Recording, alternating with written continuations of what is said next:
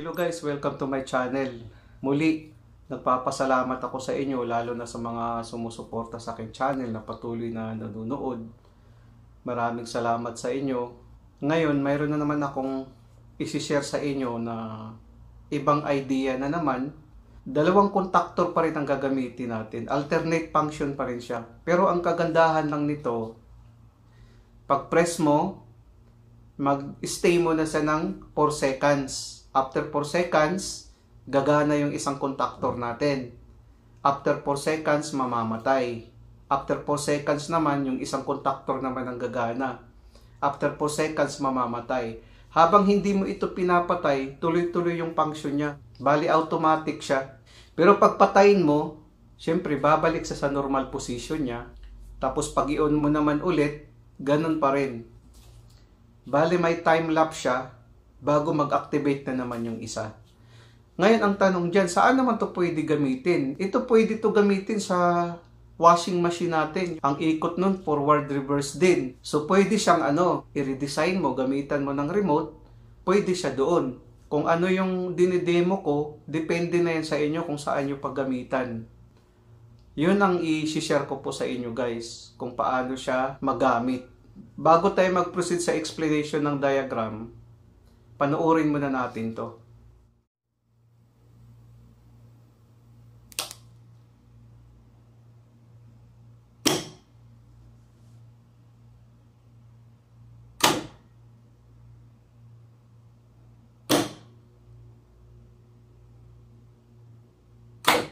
Para sa baguhan pa lang sa aking channel, maaari po kayong mag-subscribe. Paki-press na rin ang notification bell para updated po sa susunod kong video. Ngayon guys, proceed tayo ngayon sa explanation ng diagram. Ngayon guys, i-explain ko sa inyo ang two contactor using remote control, alternate and automatic function. Ito na rin yung previous na diagram Nagdagdag lang tayo ng dalawang timer para sa automatic. Ito yung switch relay natin kasama yung remote. Ito naman yung relay 1 natin.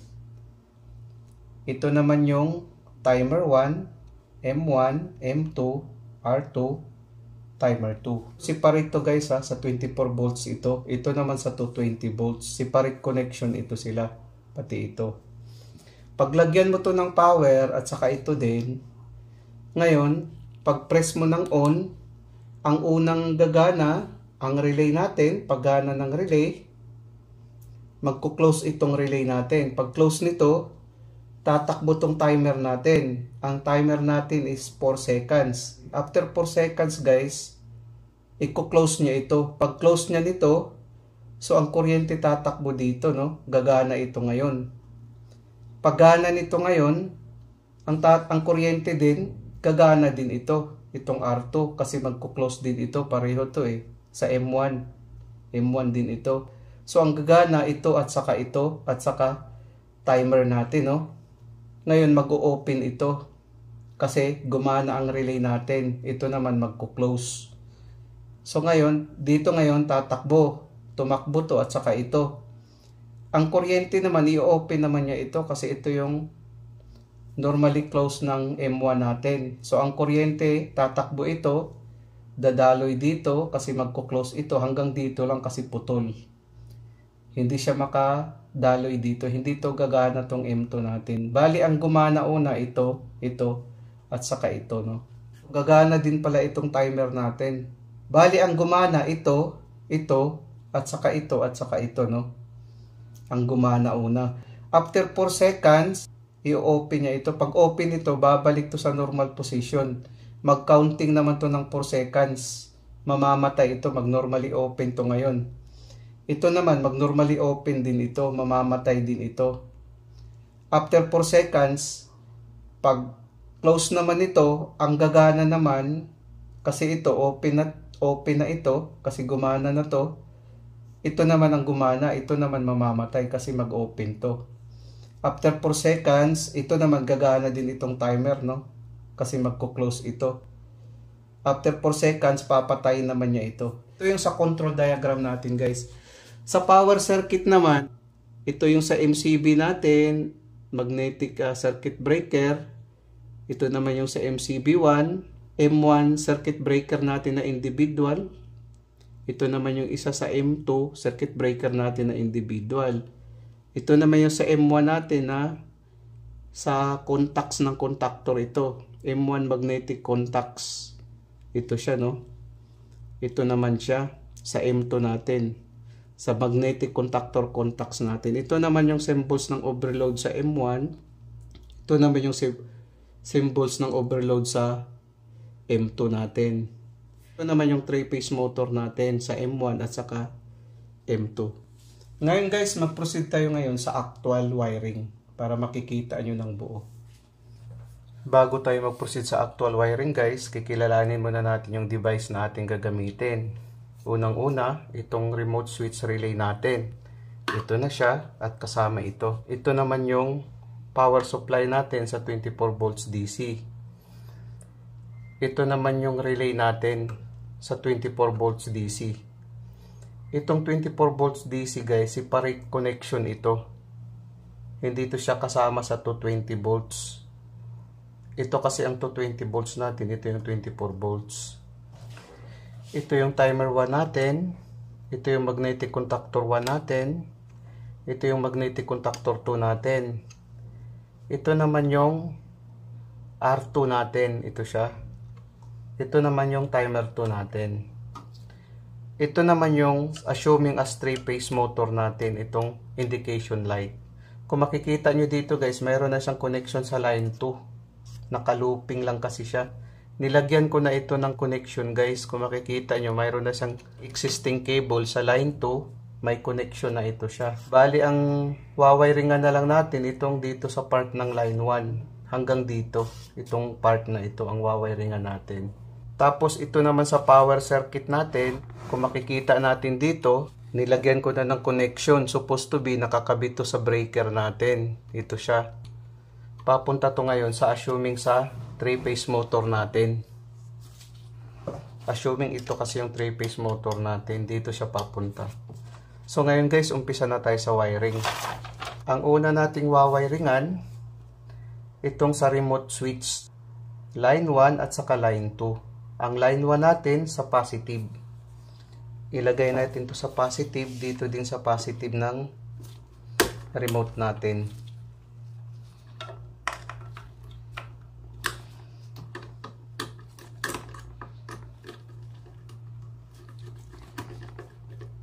Ilagay natin to sa input guys, input ng remote switch relay natin. Ito yung remote switch relay natin. Ang kasunod naman, ang line 2 natin papunta sa negative. Lagay natin dito.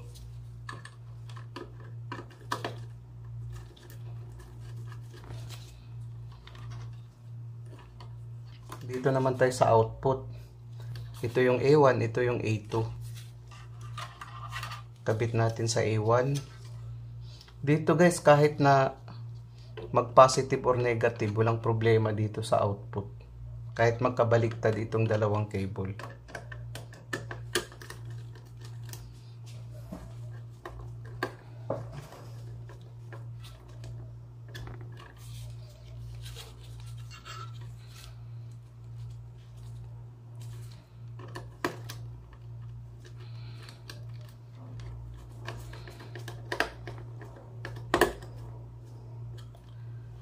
So, tapos na tayo sa relay natin guys. Tanggalin muna natin to.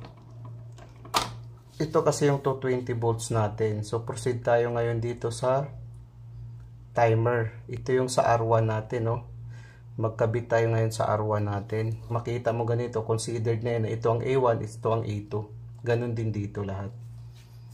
Ngayon, maglagay tayo ngayon sa normally open sa line 1. So, bali, ito yung line 1 natin. Ilagay natin dito.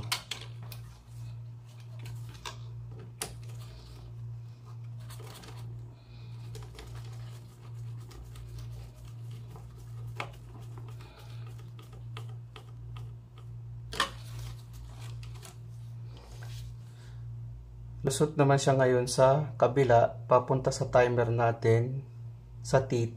Ito yung T2 timer natin. Ito yung timer 2 natin.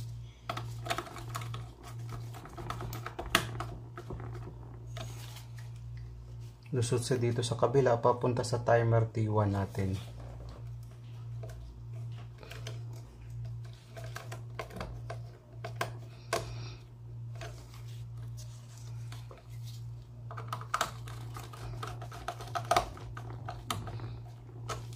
Maglagay tayo dito sa R1 ng jumper, R1 normally open, papunta sa timer 1, normally open din.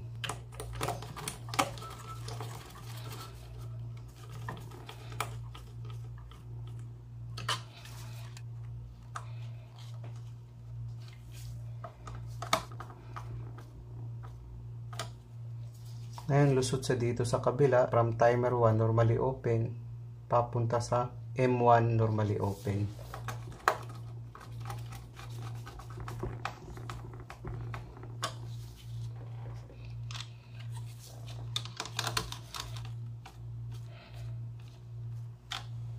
From M1, mag-jumper tayo dito papunta sa R2 normally close.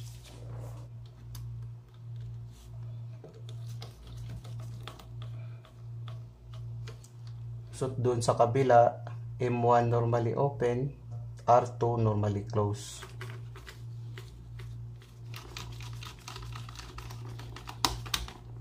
Katapos nyan, mag-jumper tayo sa M1 normally open, papunta sa M2 normally close.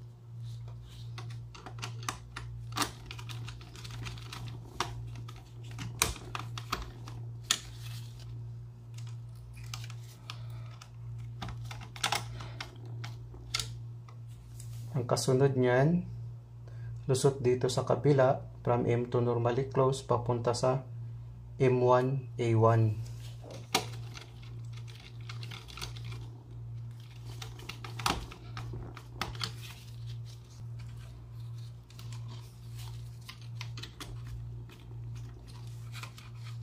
Kasunod dito naman tayo, mag-jumper tayo ngayon sa R2, normally close, papunta ngayon sa M2 normally open.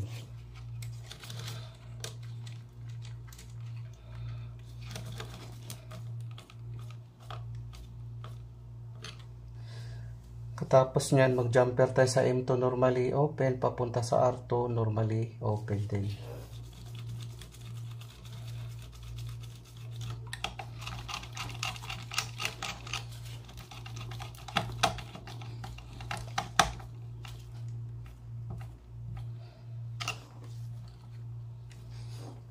Ngayon, lusot naman siya sa kabila from M2 normally open, papunta sa R2 normally open.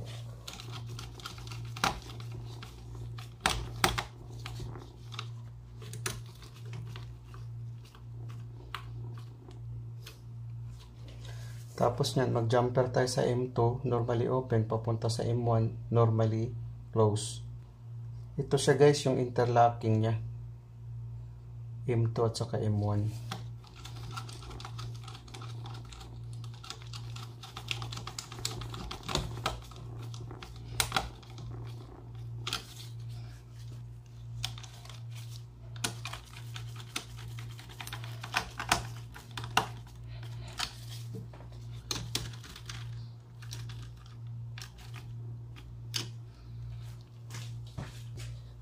So ngayon, lusot ngayon sa kabila, from M1 normally close, papunta sa M2 A1.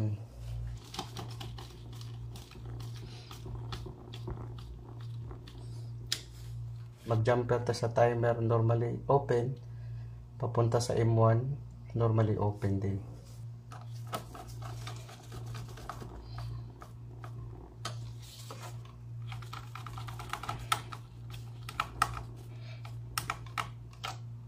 From M1 normally open, jumper tayo papunta sa R2 normally open.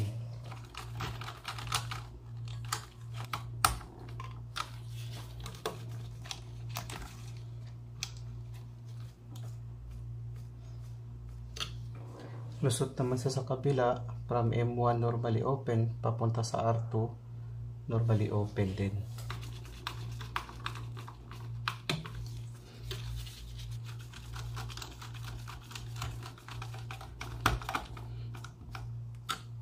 Maglagay naman tayo ng jumper dito sa M1 papunta sa M2 normally close.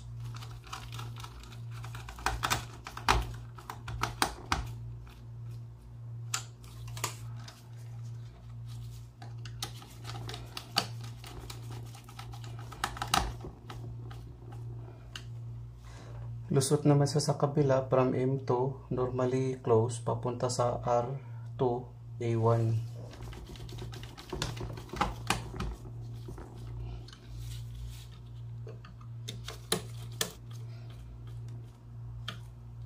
Ang kasunod niyan, mag-jumper tayo dito sa M1 normally open papunta ngayon sa timer 1 natin normally open din.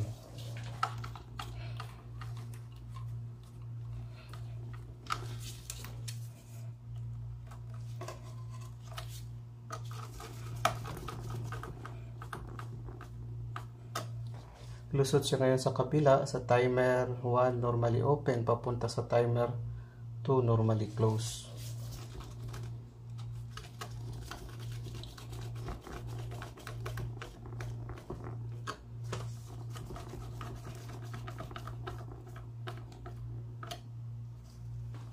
Lusot tayo dito sa kabila sa timer 2 normally close papunta sa timer 2 natin.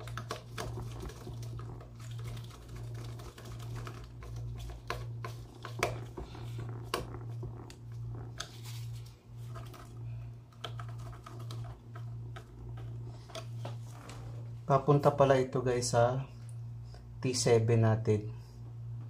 Terminal 7, ito yung terminal 2. So ngayon tapos na tayo guys, i-arrange na lang natin yung cable.